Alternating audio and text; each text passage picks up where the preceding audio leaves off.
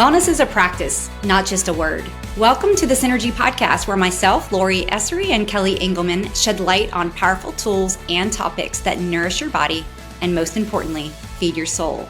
As you can see, we've changed our platform, so we get to actually see each other. You guys will be watching now, and that's always fun for us to create some video. So we're going to dig in today and talk about how mindset is such a powerful tool in your wellness practice. So Lori, tell us a little bit about that for your practice and what you're seeing in your patients. Like, how does mindset play into kind of the overall health and wellness picture of resilience? Well, we always say that mindset is the cushion of the chair. You have those 4 pillars, right? Nutrition and detox and exercise and hormone balance. But at the end of the day, that chair is not a chair unless you have that cushion. So mindset really is the glue. It's the key. We always say, so as you think you are. So if you truly believe you can, you can. And if you can't, you can't. So mindset is key. It's that decision, right, to change. You've got to have that decision. I want to change. Not I need to change per se, but I want to change. Right. So changing that verbiage, even just changing little words that we use, can be so powerful in keeping us embraced in our wellness journey as it comes to resilience. And so there are some key core concepts for mindset. And I think if we could frame that out for people, I think it would help give them a little bit more bounce in their cushion, if you will, so that they can really understand and embrace what they're doing when they embrace mindset. So to have a resilience mindset, we think about, embracing that ongoing learning. You and I, Lori, have created a tremendous curriculum for patients, right, to lean into. And part of that curriculum is just fostering their learning in a way that meets them where they are on their journey and continues to allow them to foster that journey. Definitely. Yeah. Resilience to me is that ability to bounce back, to endure, to fight, to keep going, to persist. And truly, in order to foster that on a regular basis, or in order to have that, you have to foster it. You have to nourish it. We talk all the time about nourishing your soul with food.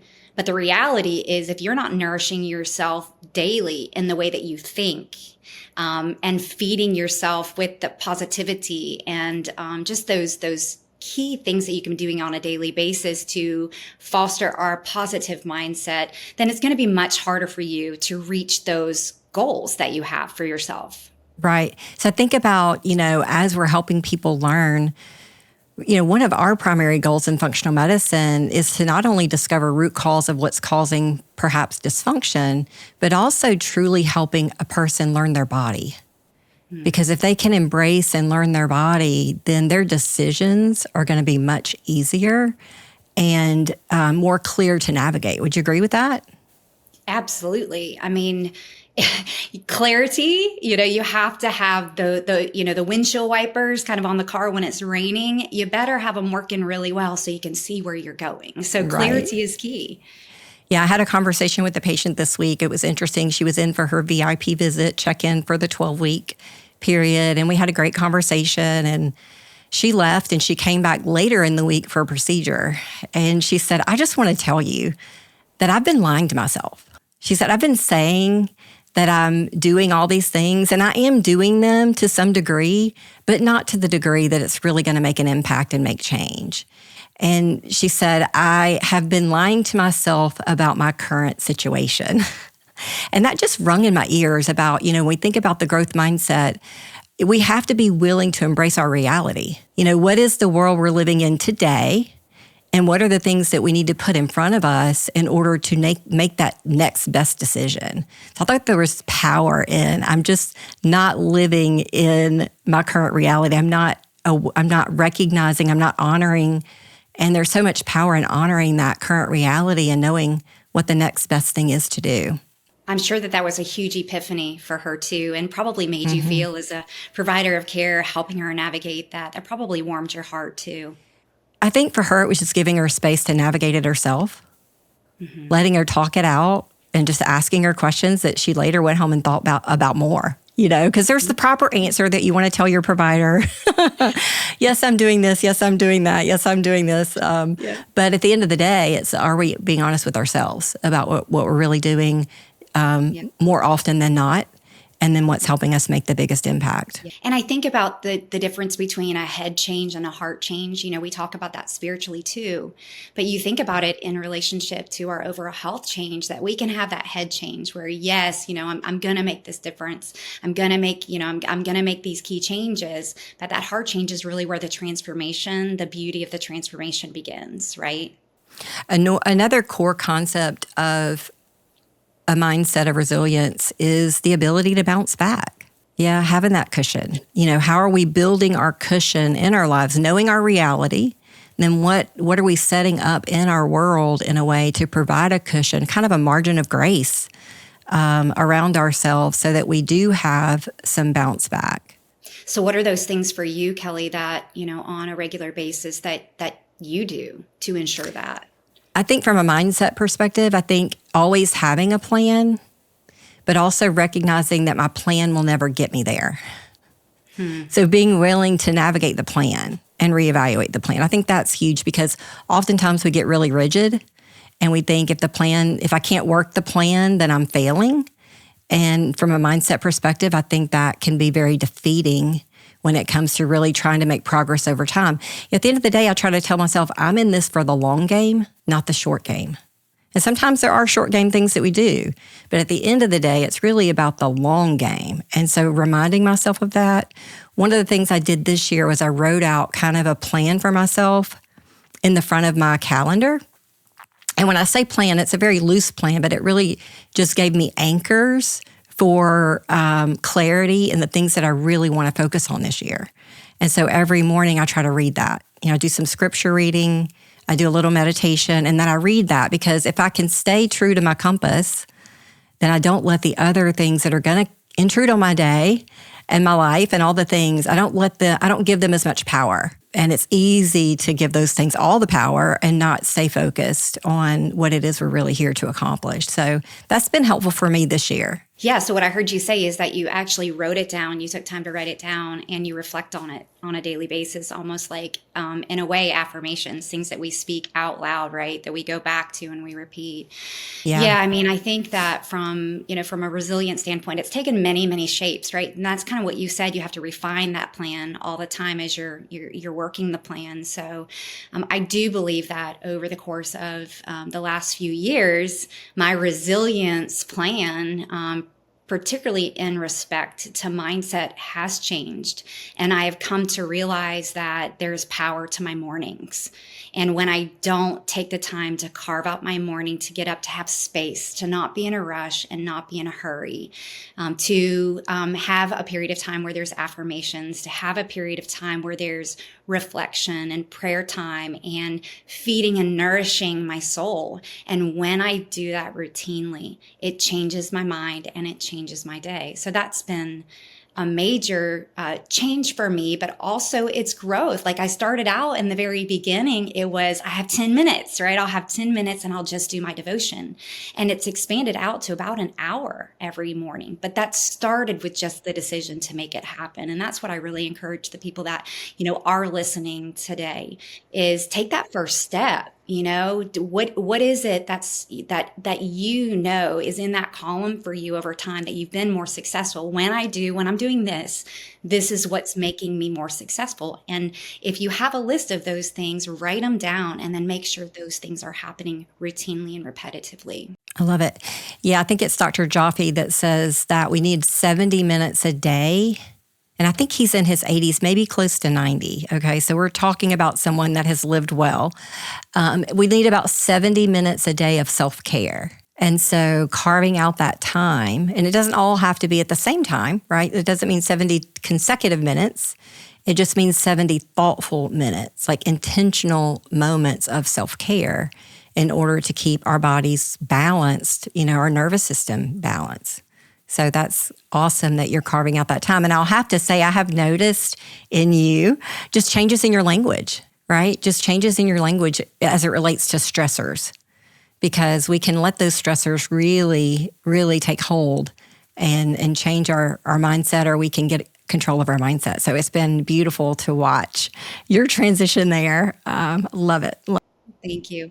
Yeah, I want to go back to what you said about Dr. Joffe. And I just think about when I first heard someone tell me, like, you need to carve out self care time. And so my mind went to dollars and cents, right? Like, I mean, how do I do that? I'm going to have to, pay for massages, and I'm going to have to pay for, whatever it is, it went to money. And I just want to remind everybody that it doesn't, when we think about self-care, yes, those things would be great. Go have a massage, go have, some sort of acupuncture, go do whatever it is that, you feel like are those self-care things, and those are important, but, they don't have to cost money. Time is a precious commodity. And at the end of the day, there is an expense, but there's a huge return on that investment, and just taking the time that doesn't have to be expensive, right? Just get yourself some good books, right? There's some really good books out there on just things that do lift you up and empower you and are positive. Yeah. So one of my favorite things to do in the evenings is a nice hot Epsom salt bath, very low budget. But very necessary for me to kind of decompress and get ready for bed. So yeah, it doesn't have to be an expensive practice. Sometimes though, like you said, it goes to dollars and cents, and people say they don't have the time, right? Their schedule is just too packed, right? And what I would say to that is, if your schedule is too packed for self-care, eventually you're not going to be able to keep the pace. So it makes more dollars and cents to slow down and allow that time than it does to push, and not allow that time for reflection and self-care. Yeah, absolutely. And, reflecting back to what you just said about the evening time, and that 70 or 90 minutes, or, whatever you are able to at least start with, is having those patterns, setting a goal for yourself, or, of course, James Clear says, right, we don't rise to the level of our goals, we fall to the level of our systems that we have in place. So whatever systems you have in place is to be resilient, is, look at your mornings. But, mornings may not be it for you. We're talking about mornings. Mornings have become very powerful for me. But maybe it is evenings to start with. What can you do prior to bed? I mean, we think about kids and routine and children, and they do really, really well when they're structured to a bedtime routine. And I tell adults all the time, like, you need a bedtime routine. And they're like, really? I'm an adult. Why do I need a bedtime routine? I'm like, you need a bedtime routine. What do you do in the evening? So to your point, it might be for someone starting out, just carve out time in the evening just to decompress. Periods of silence, whether it be, 5 or 10 minutes of just complete silence. Remember the old commercial, Calgon, take me away. It just reminds me of that, right? We're aging ourselves. Absolutely. So the third core concept for a mindset of resilience is being adaptable. Both mentally and physically, adaptability is just hugely important. And I'll say you don't fail unless you quit, right? Yes, say that again, Kelly. That's a good one. Yeah, you don't fail unless you quit. That's the only time you fail. Otherwise, you're just learning. It's new information. It's a different way of approaching things. And so think about that in relationship to the goals you have for yourself. Your healing is not going to be linear. It's not a straight path.